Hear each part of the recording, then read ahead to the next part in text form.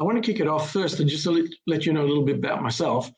My name is Lou Scalacci. I'm a mentor at the moment for quite a few companies, but my history goes back to my earliest days, which was working in a bank where I received a lot of corporate type of knowledge. From there, I left and started computer companies, a computer distribution company. I studied and became a certified practicing marketer. From there, I joined an international company, left there, and between then and now, I've been a founder 8 times. I've been a CEO for 2 corporates, and now I find myself as an investor and just about to kick off my 9th startup. I'm Australian, but living here in Portugal for the last 13 years. And I've had the pleasure to know the crew from outside for about a year or so, and I'm an ambassador there. So I urge you, if you ever want to contact me, you can contact me through there, or you can see my email address, which will be at the end of the presentation. So this is a question where you need to reply. I want to know from you, which one would you rather have the ability to do, to fly or be invisible? Let's see some responses to that. And remember, this is two-way street here. I'm not going to do all the talking. Over to you. I see Dr. Ayman would like to be invisible. Elsa would like to fly. Another invisible, another fly. Fly, fly, fly, fly. And fly. I see, fly. Okay. Well, keep putting your answers down there. I'll have a look at them later and we'll discuss why that's of interest. Also, if we can go to the next slide, please. Okay, so there's a big difference between it being an independent professional and being a business leader. And let me tell you one thing, it's not what you think it is, but it's not as bad as you think it was, or as other people tell you.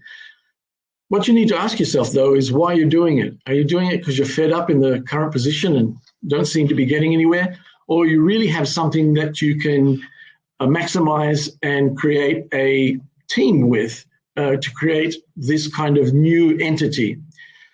There's a lot of emotional and fiscal problems that you'll encounter during this transition. And so let's talk a little bit more about that in just a second. So Elsa, can we move to the next slide, please? So again, I'm going to ask a couple of questions and I'd like to hear from people. I thank you very much for the chat because then I can see exactly who's chatting and what you're saying. But I'd really like to hear from you. So let me ask you a question. So you all presumably feel that you're genius level at what you do, or at least somewhere up close to that. And that's why you're considering making the transition to building a business around that. How many of you have already made some sort of transition or are just hoping to make that transition after this talk? Jolene, let's hear from you. Lou, I have made the transition, still quite a small business, and actually not 100% sure if I see scalability going forward, if that's where I want to go with it, or whether I want to keep it small, focused, and really just big enough for the engine room to keep it really, really focused and small. Good point. Okay. Well, firstly, thank you so much, Jolene. That's nice to hear your voice. I mean, that'll be a consideration that we get to. And one of the underlying of those is to ensure that you have the identifiable skill to not only continue on in the development of your own private consultancy, if you like, but also the skills to manage what may become something more of a job of management rather than of doing what you love. So, but thanks for telling me that, and we'll get back to that in a second. So, Atif, you're there. So, how can I? Oh, there you go. Okay, let's hear from you. I hope you mean me, Arif, yes. right? Yeah. Oh, sorry. Arif, sorry. Yes. It's my Perfect. eyes. No problem. No problem. No problem. So Lou, I've made the transition. It's been a year of doing my own independent business consulting, right? And there are few thought processes that has gone behind doing this, right? So one is that an alarming rate of companies rejecting professionals who are about 40 years with about 2 decades of experience, right? And not willing to absorb us. That was the first and primary reason. And second, what I am going through today is that I'm enjoying what I'm doing. I am really loving what I'm doing, right? Because there's a lot of freedom compared to what I was doing in the corporate sector last 2 decades. And the phase where I'm in today is that uh, what are the strategies that should be applying to go ahead and expand it? And the constant debate that comes to my head is that uh, should I go ahead and hire people? Should I go ahead and start running ads, right, to generate more leads, right? Or I should just go ahead and continue what I'm doing till the time I get exhausted and I said, no, I need to hire. Okay. Well, Arif, thanks for that, because we're going to cover that in a few minutes. Now, who else can I choose? Who can I pick on here? How about Kurt? Kurt, can we hear from you?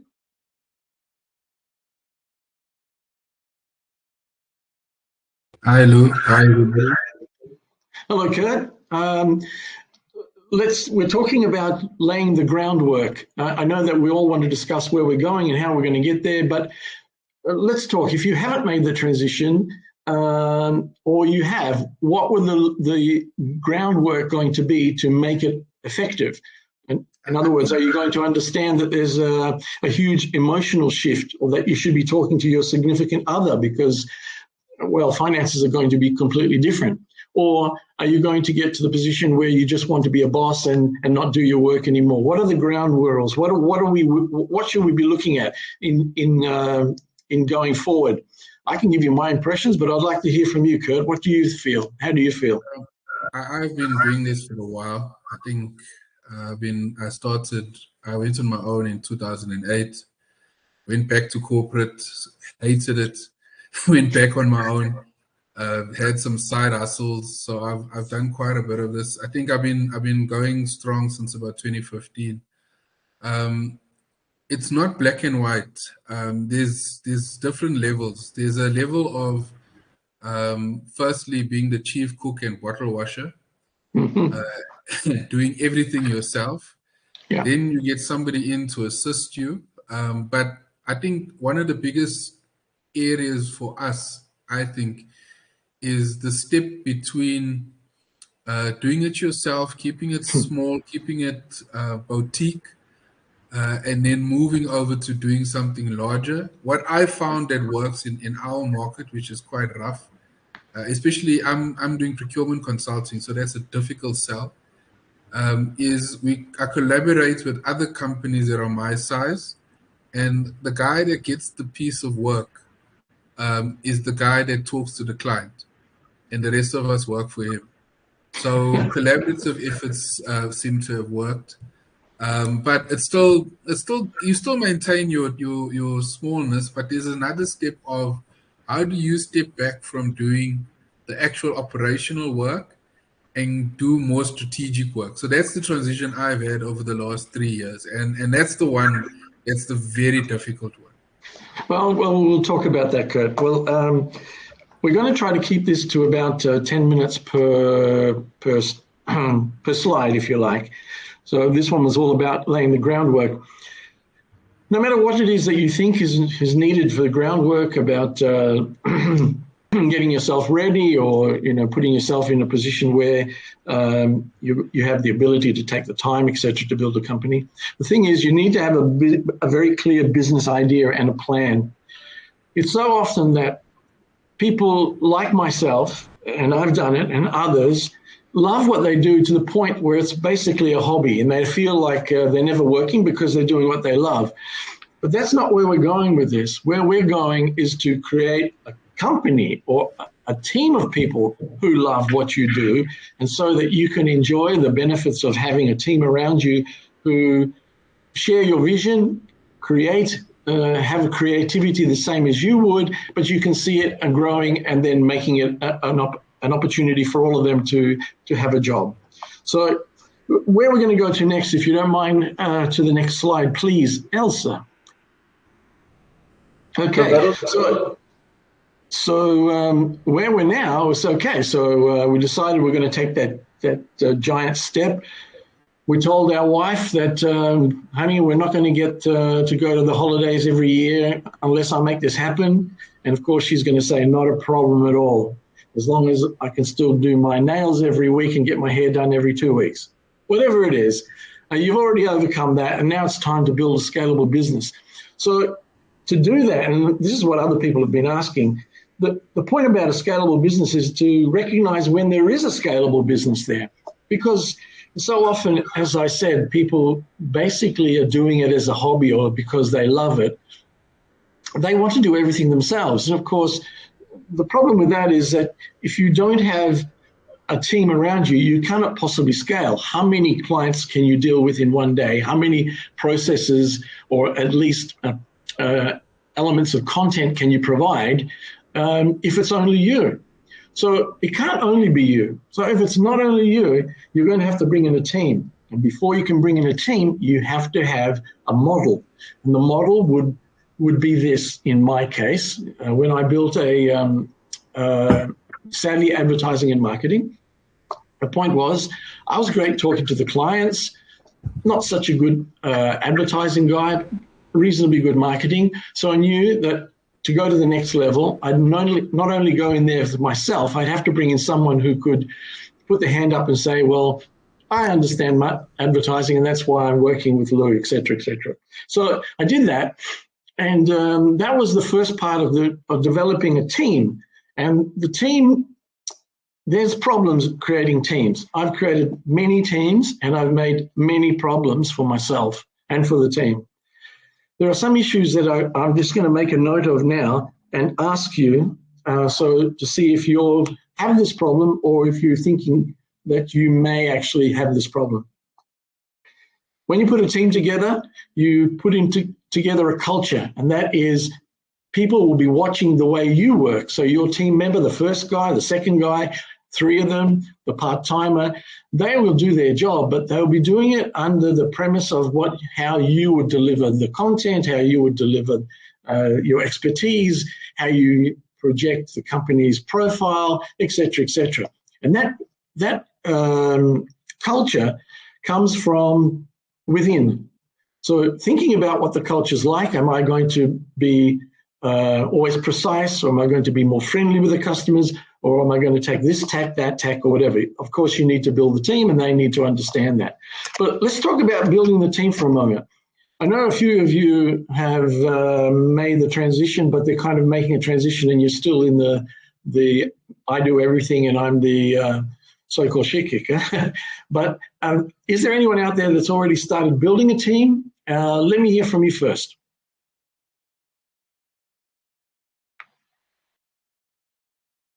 Wow. Somebody out there? Oh, is that Anand? Can you hear me? Yes, I can hear you. Okay.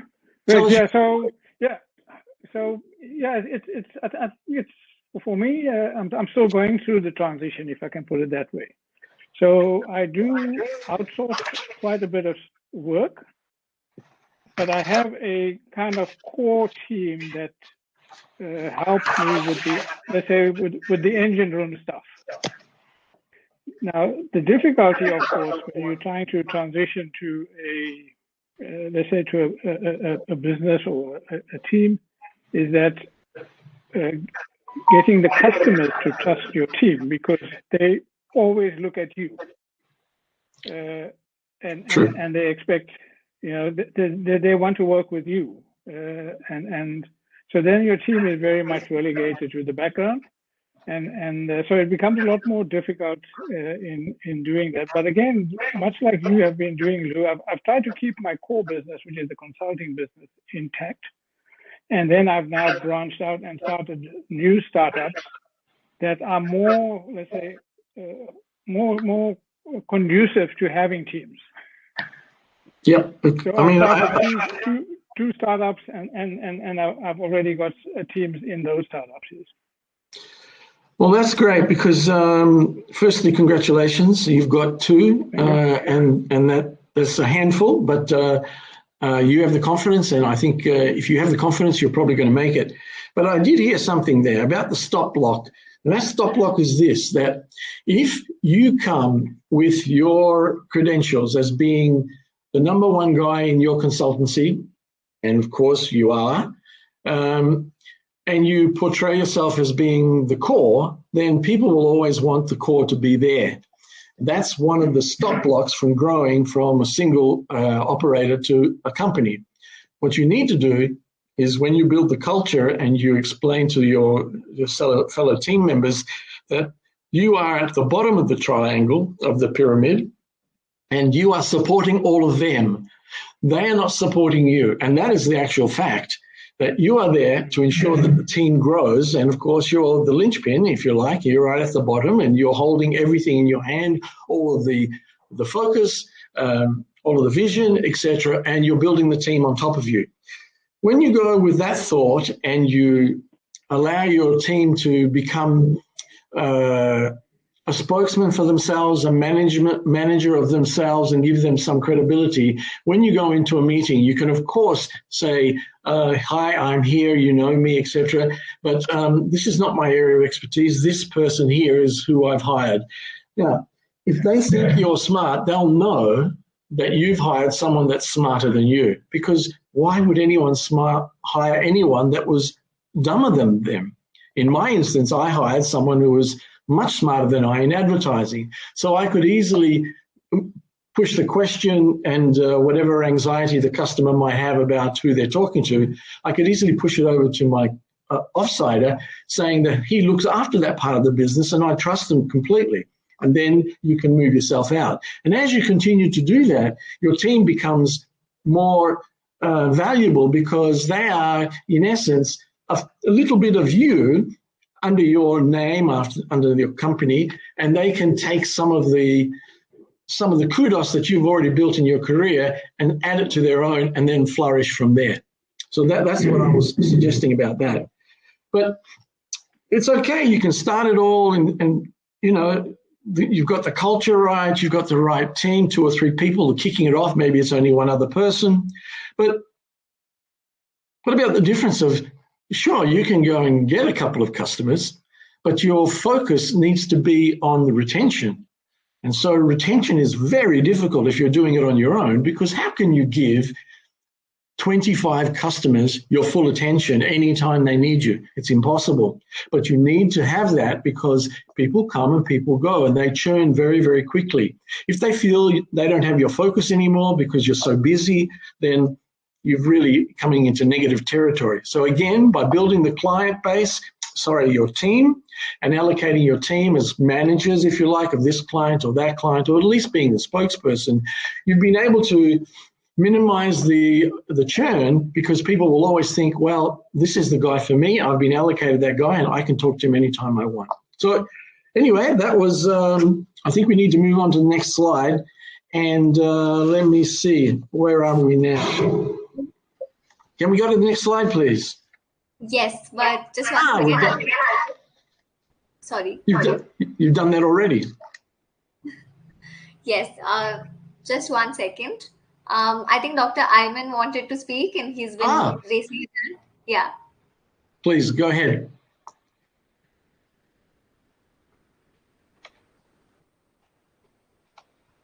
Dr. Ayman?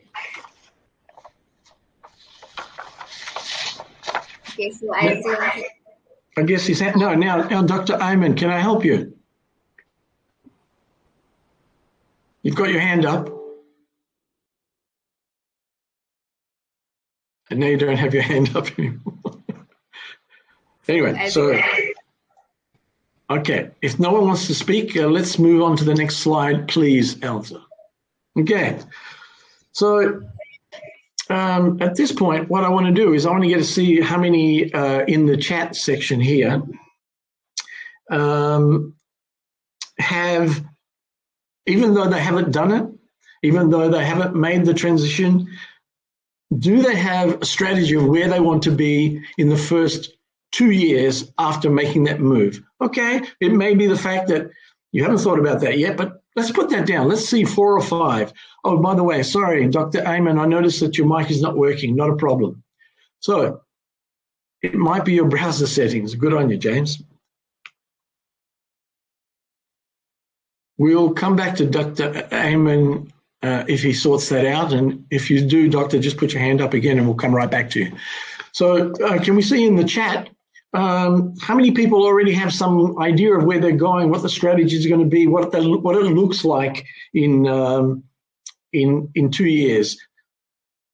And if it's too vague a question, how about how will you feel and what will you be doing every day in 2 years when you've already built your little consultancy of 2, 3, 5, 10 people? What will you be doing each day? Let's have a listen.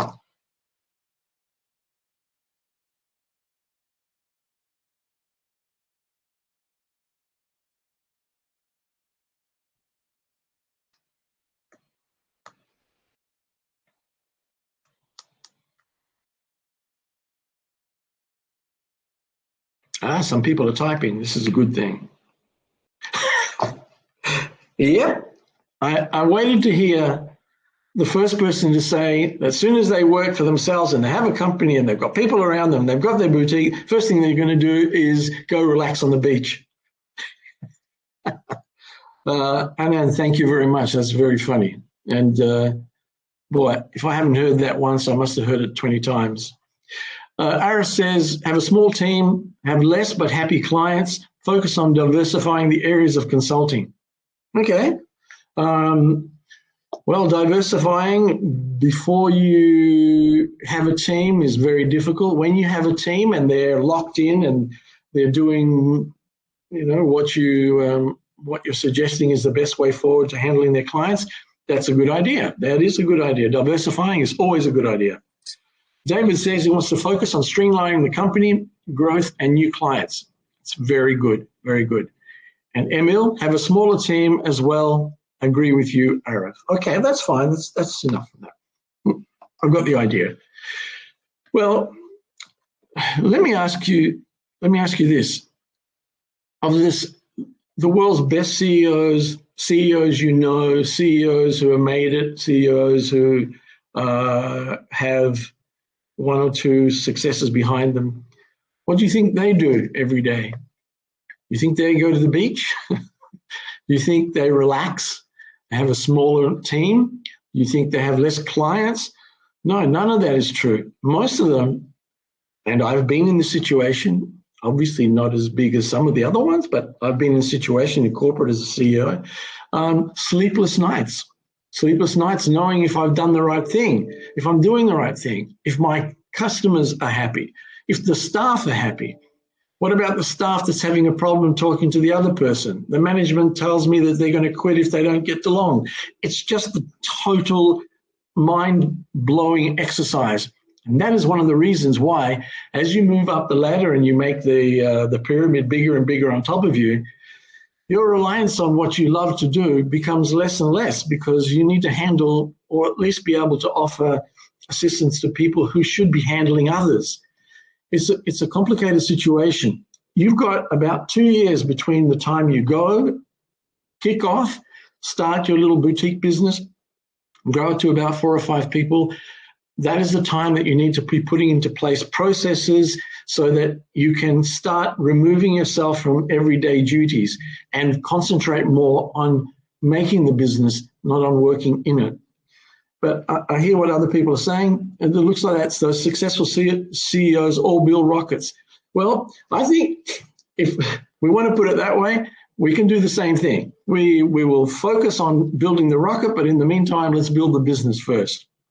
So it's the slide I'm talking about here is from doing yourself to leading, and that makes a huge difference. I'm going to ask another question now, and let's see how many people can give me an honest answer. How many of you are happy talking in front of a reasonably large group of people that you've never met before? Let's have a listen for someone.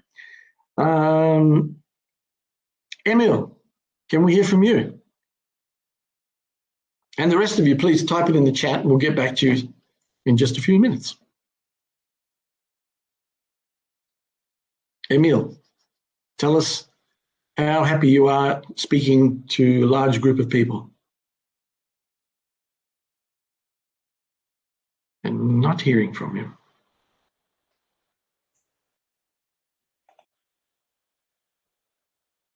No problem. I am. Sorry, Lou, not able to unmute. Okay, no problem. I've done and do training with my consulting business. I'm happy to join as well. Okay. Well, I'm going to tell you something that happened to me, and let's make sure this kind of thing never happens to you. As some of you may know, I used to be a DJ. In fact, I'm always a DJ. Once a DJ, always a DJ. So I don't have trouble talking to people, and talking to people is one thing, but seeing how they're reacting and changing the direction of what I'm speaking about is the most important part. Of course, now talking to you guys where I can't see you, it becomes quite difficult. But I'm overcoming that because I'm starting to get a sense of what the crowd's like. And that's, of course, what you need to do. But I'll give you an example of what happened to me.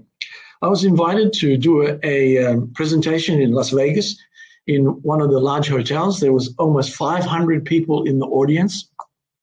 And I was there to promote my startup and see if I could raise capital from that experience. So I was very comfortable. I arrived. I wasn't the first person to go on. I was very happy about that. And then I saw these people, Americans, because they were already there, and they were giving their pitches. Oh, my God. I just couldn't believe how slick they were, how fabulous they presented, and how the audience wooed and wowed and et cetera, et cetera. And quite frankly, I was petrified.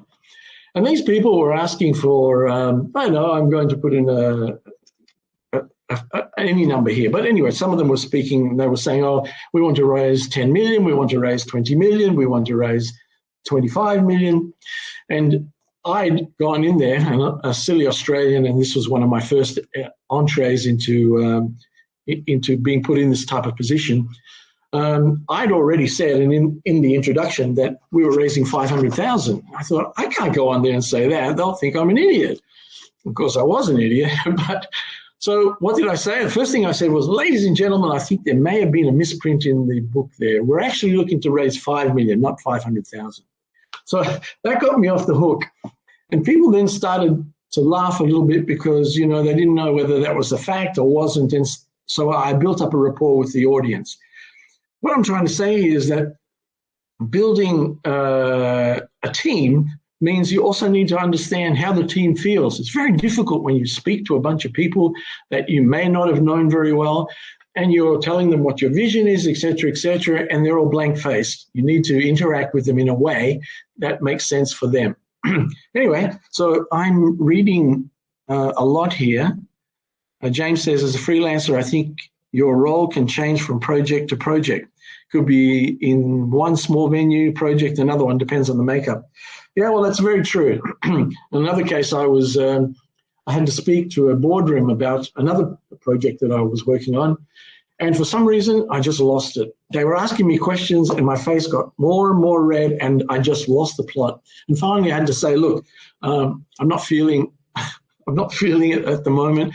I'd love to answer all your questions, but at the moment, you know, I'm overwhelmed.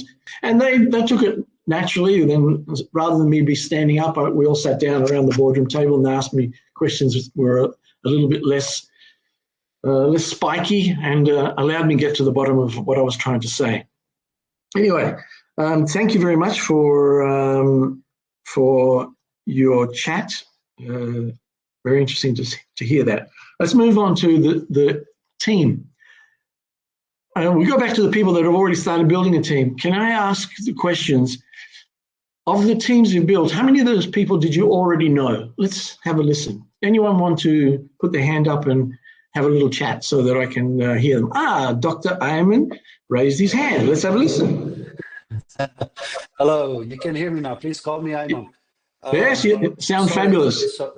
Sorry, I had some issues. First of all, I'd like to wish you a happy birthday ahead of 2 days. That's one. Second, I have a team. I don't call it a team, but I call it actually a pool of resources. Most of them are people I know from university or from previous work. And I work with them on a project by project basis. And this is very challenging to me as well. The reasons are because there's no sustainability in the business model that I'm working on. It's mostly on referrals. I don't do well in prospecting and sales. So most of my business comes through referrals, and referrals are not stable. And this doesn't allow me to put anyone on my payroll full time. This also comes with a lot of challenges related to having this pool of resources available, as well as being costly to my projects. That's understandable. I'm going to ask you a question. You probably don't want to hear yourself saying this, but rather than hire people that were expert at what they were doing, you hired people that you knew. Most of the time, yes. Why didn't you hire someone who was good at sales or prospecting? I tried.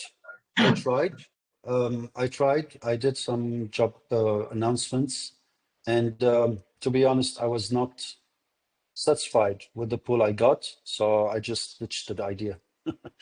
Yeah, well, look, let me tell you that I said this before.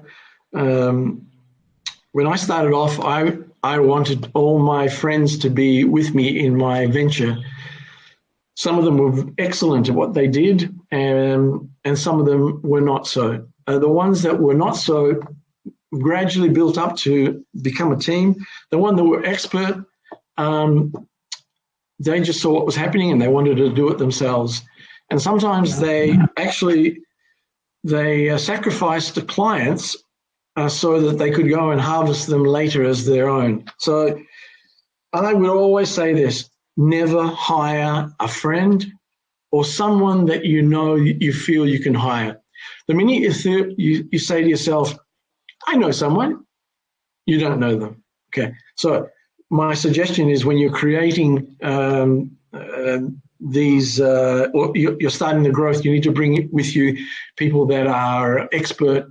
They are smarter than you, as I said with my guy who was in advertising.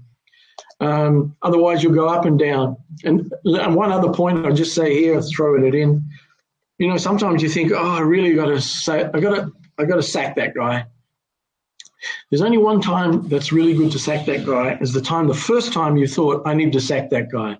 Because when you've got friends or you've got people that you know, etc., sacking them is really difficult. But you know what? It will always end up that you have to sack them. It will always be worse, and you'll always go through a tumultuous time. So if you're going to sack anyone in your team, do it early. But thanks very much for your input. Is there anybody else who wants to talk a little bit here? Asma, I haven't heard from you. Hi there. Oh, sorry, getting a bit of feedback. I can hear you. Go right ahead. Hi, interesting insights. I'm also pretty much at the start of my journey, just transitioned out of corporate into consulting. So it's new. What I found was I went in with a plan, say I'm going to do X, Y, and Z. What I ended up doing was what clients needed. So what I'm trying to do is get more into like a specific niche, like especially based on what I do. So I do digital strategy consulting. So I'm trying to get into my like initial goal. But I think you first need to filter through what you get and then, you know, see what works and then strengthen from there. So I'm trying to like relate. Yeah, a lot of new things to me at the moment. Right. Well, you seem to be joining everybody else. And let me tell you, you're not an orphan. Most people feel that way and are affected the same way. I just going to ask Elsa if she can go back one slide there just for a minute, if you wouldn't mind. Okay. So then, based on what you just said and what I've heard from other people, you've got a trajectory, you think you know where you're going, but in the bottom there, number 5, holding the vision and cultivate and share it. If you're only on your own, you can always do this because you've got the vision inside and you're doing everything you can to cultivate it. But if you have a small team or you're wanting to put a team together, the most valuable asset that you can provide these people, apart from their laptop and the free telephone, is the shared vision. Because you don't want people like you are in the same position. Why am I doing this? I want to go and do bigger things. I want to go do better things. Why am I just doing this menial task, or this task that I feel is below me, or that I could do better if I had better clients? All these type of things go through your mind when you're a solo. And same thing goes on when teams come in. If I thought about it with that guy I was telling you about who tried to sabotage the client, I would have brought him much more closer to the vision, so that everything that he did was bringing the team closer to some reality. Vision might be that we will own 10% of this sector if we continue on and give consistent expertise in our consultancy. Or it could have been that by the 3rd year, we're going to open a new office. Or it could be very, very close to heart. It could be that if we do well this year, I'll take everyone away on a holiday. And give you an example of this in reality. One of the startups that I raised funds for in the United States, we're still an Australian company. We raised several million, and we'd been working on this for years, 2 years. It feels like a long time in startup world. Been working on it for 2 years. These guys were working 12 and 14 hours a day, coding living under their desks. And the reality of it, they were eating pizza and drinking Coke out of the fridge when it wasn't beer. Anyway, when we finally got the money in the checkbook, basically I took everybody away to Bali. The whole company just closed for a week. We all went away because there was no point in just then continuing on the trajectory where there was even more hard work to do. There was a vision. I wanted to cultivate a crew that enjoyed every reality when there was a vision and we got to that point, when there was a milestone to reach, and we reached it. So that's important, and it's also important for yourself. If you feel that you've done a good job and you're the solo person in your boutique, you should really reward yourself. Don't just keep going because you'll burn out. Many people do that, trying to get to the next level quickly. I want more customers. I'm going to talk to that customer and that customer. You start losing focus on what the reality of what your content is that you're delivering, and it becomes negative. So, Elsa, let's go to the next slide, and we're going to growth. Okay. This is something I touched on already. So you build trust with your clients, and I've heard a couple of you already talking about difficulty in keeping clients or getting clients. If you love football, I bet you can't stop talking about football when other people are interested about football. Or if you're interested in cooking, when people are around you and they see you cook, and that you can talk forever about it. And so it's always easy to talk about things that you're really confident about, and that is something that's inside you. And you should be using that same sort of energy with your own consultancy and what you're expert at.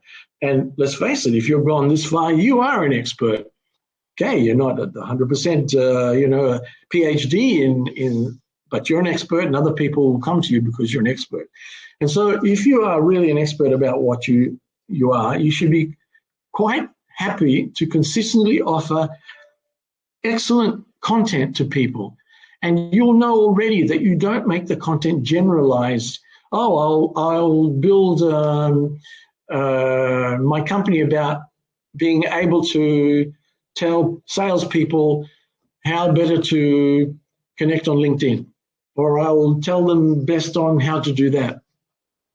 Those things are generic, and you'll be waiting for the customer to come to you.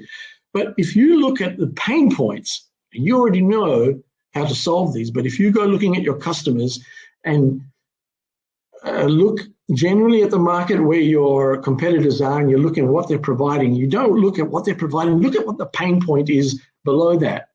If in the case of the sales and you're going to teach them more about LinkedIn, you're knowing that the pain point for these people really is to gain more customers. So the idea is to look for pain points, and then don't create generic products. Create processes that you can replicate and sell. So if someone comes to you and say, look, my sales team's not very good, not a problem. We'll do a workshop for one day. The next day we'll create some content together. On the third day, your sales team will be much better. So you've created this content that you can use very quickly. And of course, as you grow, you can pass that content on to some other people in your company, because now your expertise is in that content and is available. So what you're doing is you're solving pain points, not creating generic services. Someone else, and I think it was the doctor, who said it's difficult getting new clients. That is so true. It's very difficult, especially when you're starting. People don't know you, or if they know you, they think you're something, and you want them to think that you're something else now that you've grown your bouquet of services, and it's difficult. But one way around it, and let me tell you, software companies know how to do this really well. They create what's called lead magnets. So a lead magnet in the software world is click here for a freemium service. You can do this, this, this, and this, and never be charged. But if you want that, there's a little bit more cost. So there's two things there. One is that you offer services to people, and you can do this in many ways for free. You can be known in your chamber of commerce as the person who has the greatest knowledge in the consultancy about how to handle widget issues when you're a corporate. And every time there's an opportunity, you go there and speak, and you say, this is, I'm happy to give you this information for free as part of the basis of what my consultancy is about. And if you want to know more, come and see me. So this is lead magnets. Then on top of that, you can have entry-level products. Well, I normally give a 2-day workshop about how to solve this widget issues with corporates. But for others at an entry level, you can just take this document, enter in some information about yourself, pass it back to me, and I'll give you some pointers. That would be, your 200 and 300 euro entry level. But of course, if you do well, and as I said, you have consistent content, and they feel that you're the expert in this process, they will come back to you. Let's hear from someone else now about the issues. Hang on, I started forming consultancy packages the last 2 months. Is that a good idea? It is a good idea because packaging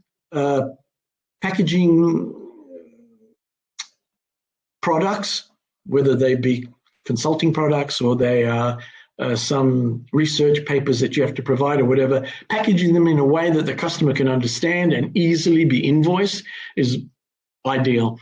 Customers don't like the idea that, well, I work for 150 euros an hour, and what your job, they'll say, how long is it going to take? Well, how long is it going to take? It might take a week, it might take 2 weeks. I'm never going to go for that. So it's better to say, here's the package. It includes 1 week of work. It's 1,500 euros. On top of that, if you need to go extra, then we can talk about it per hour, or we can create another subset of the original content. So by doing that way, you overcome the sticker shock that people see when you give them the quotation. So anyone want to talk about anything we discussed in this last part, which is about smart growth? Anyone want to put their hand up?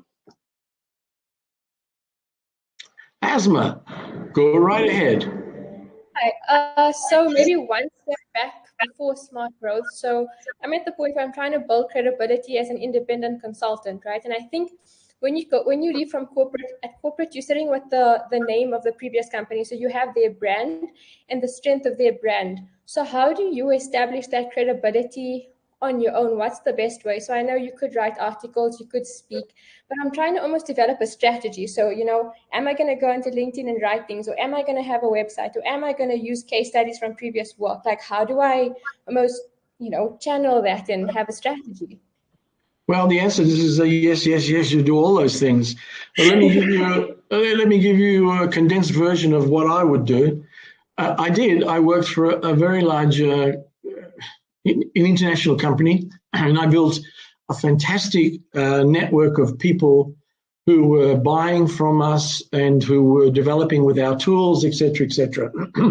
Of course, I did not go and try to poach those. That would have been a no-no, and it will always come back and bite you. But what I did do is, of the ones that were, of the clients that I had that were a success and we did really well, etc., I created a customer journey. Do you know what a customer journey is, firstly? Well, from a software perspective, maybe you can speak on it from a consulting perspective. Okay, well, customer journey is quite simple when you understand what it is.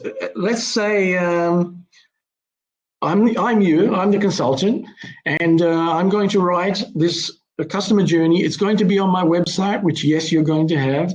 And it's going to say customer case studies or customer journeys.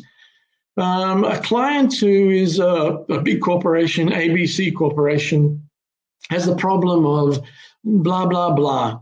They come to a client, to a consultancy, they ask a question, how can you help me? The consultant says to them, well, I need to do a little bit of research first.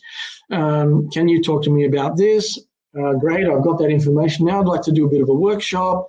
And it goes between what the customer is doing and what the consultant is doing. And this customer journey shows that you understand at the highest level what the corporate is expecting, what their pain point is, how you would overcome the barrier between the connection that they don't know you or that they've just connected with you. How did you make them feel comfortable about trying to find out what their pain point was?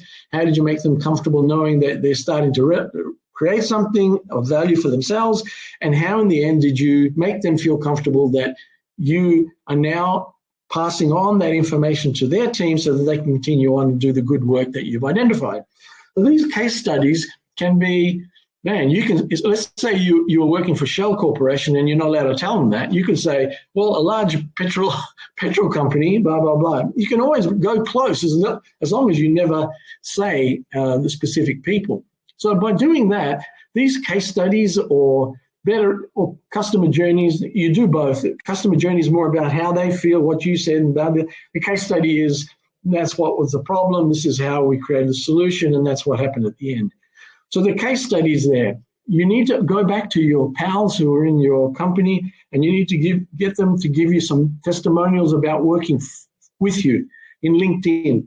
So go to LinkedIn and you start asking them for testimonials. They'll come back as being part of your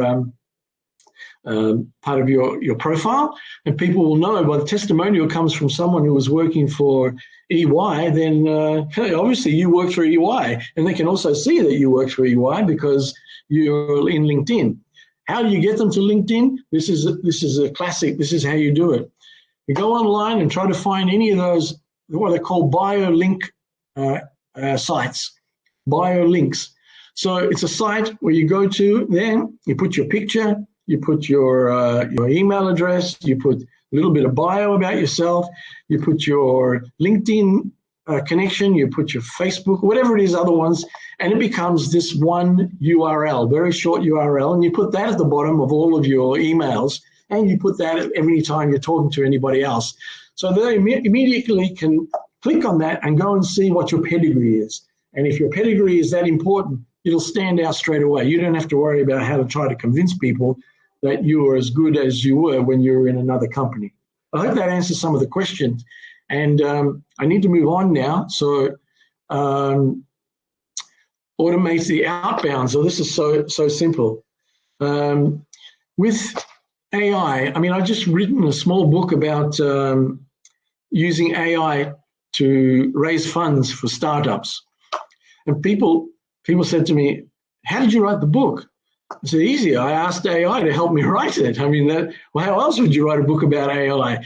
So that was the first fun thing I got from it. But the next one was, but AI is so complicated. I don't understand it. And yes, it can be complicated, but it isn't complicated if you're using it in your business. If your business is creating research reports about how you might increase sales in a company who is going to go international, your guys already know how to write that report. What you do is you would write your report as freely and as wonderfully as you always do, and then ask some of the more specific AI engines to give you a hand in putting some flourish behind it, doing some more research, which of course you need to check.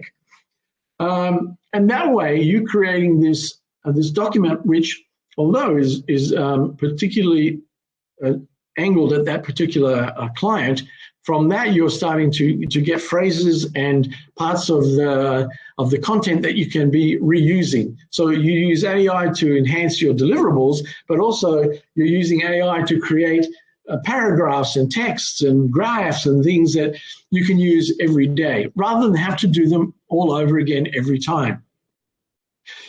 Once you're on that, you've got to be very careful at the tools you pick. And I'll give you a perfect example of this.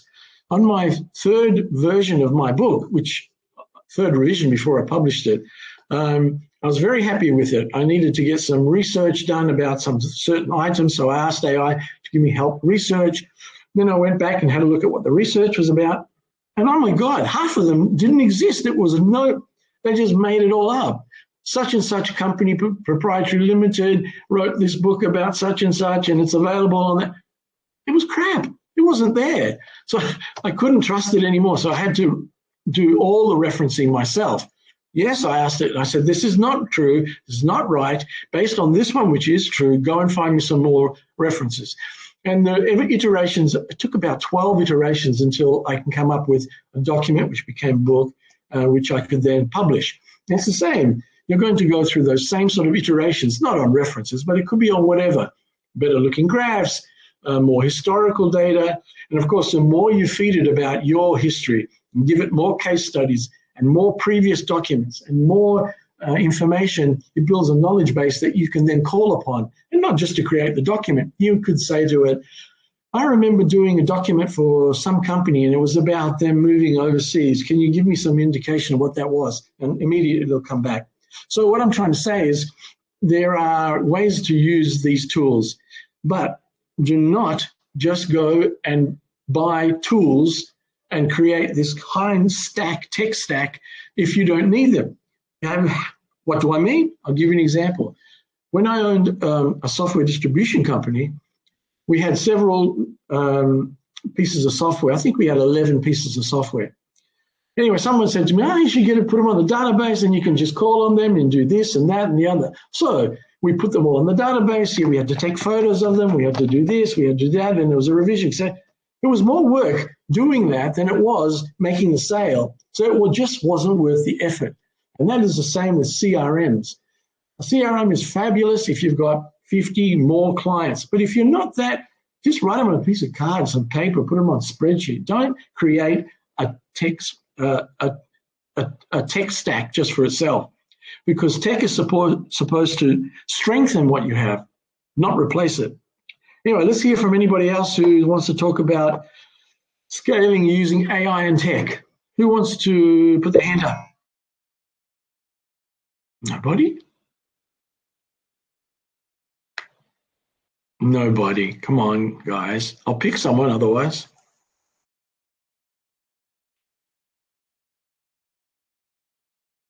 Is it Shintan? Shintan.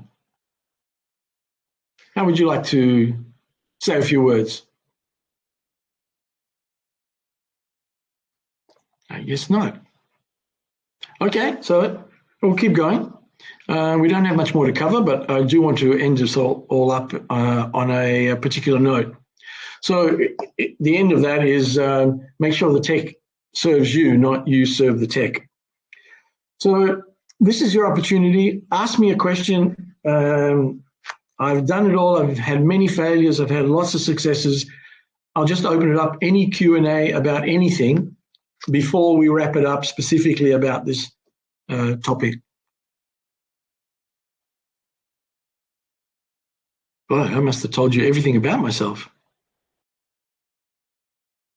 Jolene.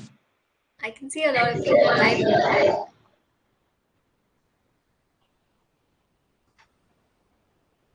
We'll get to that in a minute. We'll get to back whether we're fly or invisible. Does anyone want to have anything maybe to say? something that I wanted to mention earlier.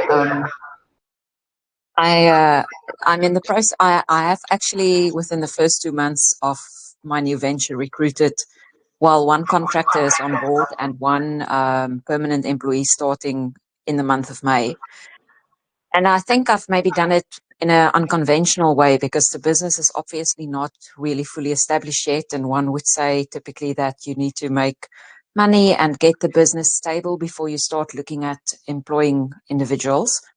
But I think in my case, Lou, and I would like to get your views on this, is when I broke away from the corporate sector, I was met with unexpected amount of support from the market. And the work started coming in before the business was actually up and running. And so to avoid a wave of data pouring in and not being able to cope with all of that, I happened to find 2 promising individuals who I believe have a lot of potential and who can grow with the business. So it's very different from appointing someone who you know is already an expert in their field. They're both young, they're both somewhat experienced, but not at all, obviously, on the level where I am. So I know that the engine room will be me, but identifying them and getting them in place early on and letting them grow with the business, I hope will not be a mistake when I look back one day. But I know that this is not really the normal way of going about it, or is there a normal way? Is this not unique circumstances? I would just like to have your take on that. Well, firstly, thanks for the question. I'm going to wish you all the best of luck because although most people in your situation wouldn't ask the question if I've done the right thing, at least you're asking the question. So you're already alert to the fact that something could go wrong, and I'm sure that you'll accommodate whatever happens. But I'll answer the question two ways. Firstly, what I learned a long time ago was that when someone asked me, Lou, we want to build this and we want to build that, and we're not sure how to do it. Do you think you can help us? The answer was always yes. And I'll give you a classic example. Someone wanted me as a CEO of a company that did network monitoring tools, of which I know absolutely nothing. And they said, do you think you can help us build the company? I said, sure, I can. I mean, building a company, it doesn't matter what it is, right? Well, that is the case. But what I'm trying to say here is that you always fudge it, fake it until you can make it. But you can only really do that if you've got the company of some people that you're bringing on. So yes, you can do it. And the other way of thinking about this is like a startup. I'm just now into my 9th startup. We've already created the product. We don't know what the reaction is going to be. We don't know how fast it's going to grow, and we don't know the problems we're going to have. But hey, you've got to make the kickoff and make sure that you are going to be able to grow as quickly as you can. So I've already got people on the sideline that I've targeted for the first and second hire, and to give myself the ability to catch up if that's going to be the problem. So I think what you've done is perfectly acceptable. Of course, if you had someone that you could have relied on 100%, that would be a different story. But I think you're fine. I don't think you need to worry about it. Thanks for the question. I can see here that good to see new faces. Please do unmute and feel free to ask Lou any questions. Or else I'm not going to answer the one about the fly. I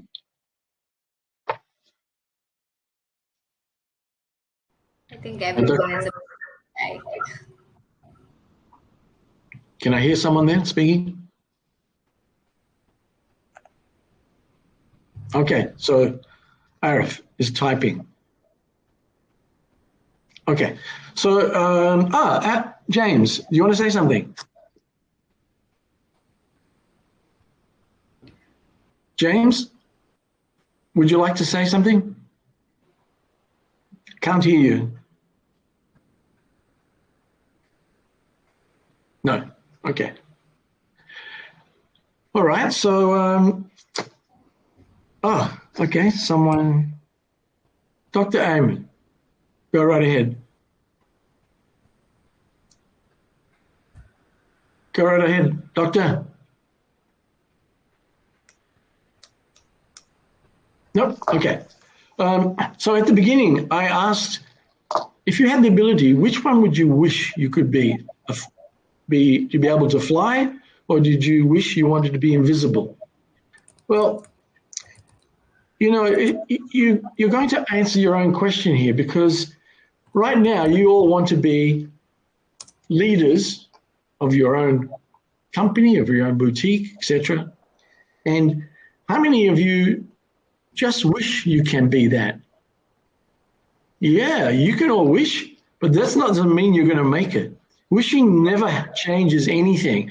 All it does is put you on a trajectory of dissatisfaction, because you can't just wish to be something. You've got to do it. Let's move on to the next slide and see if I can wrap that up. So the journey, I'll read it to you. I won't bore you. The journey to leadership is more than attaining a title. It's about the transition from independent professional to business leader, bringing with you a meaningful impact. Consider the legacy you aspire to create and how your actions today lay the foundations for that enduring influence. So here is, what is one bold action that you can commit to, not a wish, that you can commit to in this next week to advance yourself towards an ultimate goal? Could it be writing a strategy? Could it be penning out on a napkin who you're going to hire? Can it be anything that brings you one step further than just wishing about where you're going to be? And I think if we go to the last slide, please, Elsa. So this is so true. It's very corny, but a journey of 1,000 miles begins with the first single step. Is it time for you guys to start walking? Are you ready? If you are, I'm always here to help you. The team in Outsize is always there. You can always ask for help.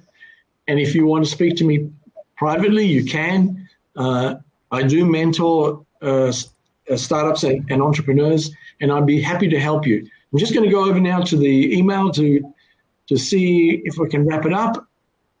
Any tips on flipping a job offer to make people work with you on a B2B basis and not hire a full-time employer? Tips on flipping a job offer. Oh, okay. So basically what you're saying, people saying to you, come and work with us and in our team and we'll pay you that way. What you want to do, of course, is to be an external and then provide services. If that's the case, you just have to make it clear. You might lose the one-to-one consultancy work, but if you want to make the transition, you've got to make the first step. You can't wish it, you've got to make it do it. You're going to have to make it happen. And some people have got to go already, and I do too. So I want to thank everybody for coming. I want to give it back to Elsa so she can close up the presentation. As I said before, I'm around if you need anything. Elsa, look for me in the forum and make sure that you get involved. Elsa, back to you. Yes. Thank you so much, everyone, for joining in and actually putting in your thoughts. Very good to see a lot of new faces in, and I hope you guys all enjoyed the session. And thank you so much, Lou, for being here and leading the session completely. I had a really fun time and a lot of insights that were covered as well. And thank you so much, everyone. That's it.